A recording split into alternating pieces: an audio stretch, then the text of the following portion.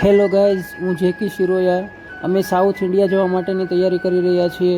અસ્મિતા madam બધી દવાઓ અને બધું ભરી રહ્યા છે. દીવાબત્તી કરીને અમે માતા પિતાને પગે લાગીને જવા માટે રવાના.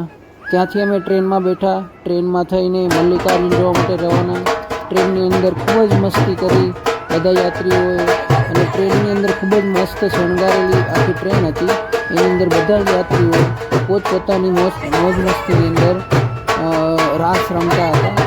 ત્યારબાદ અમે મલ્લિકાર્જુન શ્રી શૈલમના દર્શન કરવાના હતા. ત્યાં 12 જ્યોતિર્લિંગમાંની એક જ્યોતિર્લિંગ ગણાય છે અને તેના દર્શન ખૂબ જ મહત્ત્વપૂર્ણ હોય છે. ત્યાં ટ્રેનની અંદર શિવ શંકર અને પાર્વતી સાથે પણ યાત્રીઓ ખૂબ જ મસ્તી કરી રહ્યા હતા. તે પણ આપ જોઈ શકો છો. અને ટ્રેનની જે આ નોંધપાત્ર કહેવાય છે યાત્રા, એ અમે કરી રહ્યા હતા. અને ત્યાં અમારે અત્યારે ટ્રેનની અંદરથી બેઠા બેઠા બધી જ મોજ મસ્તી, જ્યાં ટ્રેન ઊભી રહે ત્યાં સાઈડમાં ગુજરાતી હોય એટલે ગરબા તો પાક્કા જ હોય છે. એટલે ત્યાં ગુજરાતી લોકો ગરબા રમવા માટે પણ નીચે ઉતરે છે ચાલુ ટ્રેન પછી.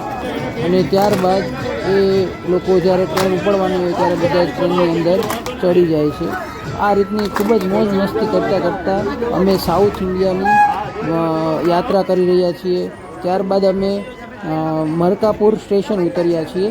મરકાપુર સ્ટેશનથી અમે જઈશું મલ્લિકાર્જુન શ્રી શૈલમના દર્શન કરવા માટે. તો તમે જોઈ શકો છો ત્યાં કેટલી વાન છે. વાન દ્વારા અમે મલ્લિકાર્જુનના દર્શન કરવા માટે શ્રી શૈલમ જવા રવાના થઈ ગયા છીએ. તમને સામે મંદિર દેખાય છે એ શ્રી શૈલમ મલ્લિકાર્જુનનું મંદિર છે. એ મંદિરની અંદર બાજુમાં ગોલ્ડન કલરની જે ટોચ દેખાય છે એની એક્ઝેક્ટ નીચે મલ્લિકાર્જુનની શિવલિંગ છે. તે આખું ત્યાં અંદર મોબાઈલ નોટ અલાઉડ છે, એટલે અમે અંદરનું કંઈ વસ્તુ બતાવી ના શકીએ. આજુબાજુમાં તમે જોઈ શકો છો કેટલું સુંદર દ્રશ્ય છે, અને આના દર્શન કરવા એ ખૂબ અદ્ભુત ગણાય છે. અને ત્યાં અમારા યાત્રીઓ સાથે બધા ફોટો સેશન કર્યું હતું, એ તમે જોઈ શકો છો. અને આ મંદિરની અંદર જે કંઈ આપણે દર્શન કર્યા છે, મલ્લિકાર્જુન શ્રી શૈલમના દર્શન કર્યા છે, એની સાક્ષી પૂરવા માટે આ ગણપતિ છે. આ ગણપતિનું નામ સાક્ષી ગણેશજી છે. જે તમે શ્રી શૈલમ મલ્લિકાર્જુનના દર્શન કરો છો એની સાક્ષી પૂરે છે. એટલે આના પણ દર્શન કરવા ખૂબ જ જરૂરી છે.